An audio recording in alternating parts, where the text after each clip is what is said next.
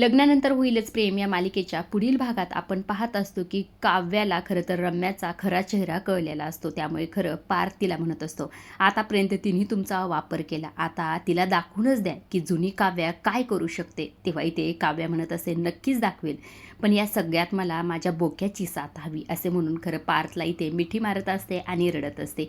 आता इकडे दुसऱ्या बाजूला सँडीचा जो मुलगा किडनॅप झालेला असतो तो खरं इथे शोधण्यासाठी जीवानंदीने धडपड करत असतात. आता इथे खरं सँडीचा मुलगा इथे पाळणाघरात ते ठेवून ऑफिसला जात असतात. त्यामुळे खरं पाळण्याघरातल्या लेडीजला विचारपूस करण्यासाठी इथे जीवानंदीने आलेले असतात.